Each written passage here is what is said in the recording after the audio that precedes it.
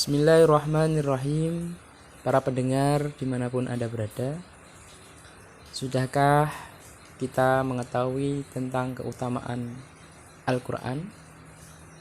Jika belum, di dalam video ini akan membacakan 40 hadis tentang keutamaan Al-Quran.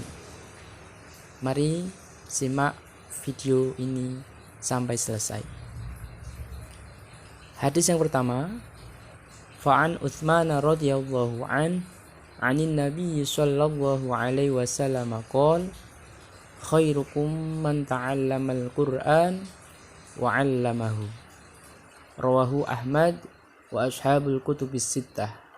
Wa fi riwayatin Ibnu Majah an Sa'din wa lafdhuhu khiyarukum. Wa rawahu Ibnu Abi Dawud an Ibnu Mas'ud wa lafdhuhu khiyarukum man qara'al Qur'ana wa aqra'ah. Dari Utsman bin Affan radhiyallahu an, dari Nabi sallallahu alaihi wasallam, beliau bersabda, orang terbaik di antara kalian adalah orang yang mempelajari Al-Qur'an sekaligus mengajarkannya. Hadis riwayat Ahmad dan para penyusun kutubus sittah. Ibnu Majah dalam riwayatnya dari Sa'ad menggunakan kata orang-orang pilihan di antara kalian. Ibnu Abu Dawud meriwayatkan dari Ibnu Mas'ud dengan lafaz orang-orang pilihan di antara kalian adalah orang yang membaca Al-Quran dan membacakannya kepada orang lain. Kita lanjut ke hadis yang kedua. Wa ani bin Mas'udin yaqulu qala Rasulullah sallallahu alaihi wasallam man qara'a harfan min kitabillah falahu bihi hasanatun wal hasanatu bi asyri amsalihha la aqulu alif lam mim harfun walakin alifun harfun wa lamun harfun wa mimun harfun. Rawahu Tirmidzi wa qala haditsun hasanun sahihun. Dari Abdullah bin Mas'ud radhiyallahu an, ia berkata, Rasulullah shallallahu alaihi wasallam bersabda, barang siapa membaca satu huruf dari Al-Quran akan mendapatkan satu kebaikan, dan setiap kebaikan setara dengan 10 kali lipatnya.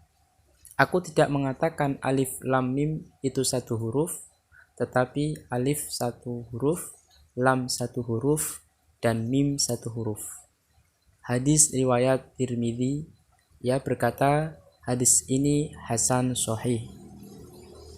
Lanjut, hadis yang ketiga. Wa an Umar radhiyallahu an, innan nabiyya sallallahu alaihi wasallam qala Inna Allah subhanahu wa ta'ala yarfa'u bihadal kitab aqwaman wa yadha'u bihi akharin. Rawahu Muslimun wa Ibnu Majah. Dari Umar bin Khattab radhiyallahu an, bahwasanya Nabi sallallahu alaihi wasallam bersabda, sesungguhnya dengan Al-Qur'an ini Allah subhanahu wa ta'ala akan memuliakan suatu kaum dan merendahkan kaum yang lain. Hadis riwayat Muslim dan Ibnu Majah. Kita lanjut ke hadis yang keempat. Wa an Abi Sa'idin radhiyallahu an qala Rasulullah sallallahu alaihi wasallam yaqulur rabbu subhanahu wa ta'ala man syaghalahul Qur'an wa dzikri am mas'alati a'taituhu afdhala ma u'ti as-sa'ilin wa fadlu kalamillah ala sa'iril kalam ka fadlillah ala khalqih. Rawahu Tirmidzi wa qala hasanun gharibun. Dari Abu Sa'id Al-Khudri radhiyallahu an, ia berkata, Rasulullah shallallahu alaihi wasallam bersabda, Allah Subhanahu wa Ta'ala berfirman, barang siapa disibukkan oleh Al-Quran dan zikir kepadaku sehingga tidak sempat berdoa, akan kuberikan kepadanya keutamaan terbaik dibandingkan apapun yang pernah kuberikan kepada semua yang berdoa kepadaku. Karena keutamaan firman Allah yaitu Al-Quran dibandingkan seluruh ucapan selainnya adalah seperti keutamaan Allah atas makhluknya. Hadis riwayat Tirmidzi, ia berkata hadis ini hasan gharib. Kita lanjut hadis yang kelima.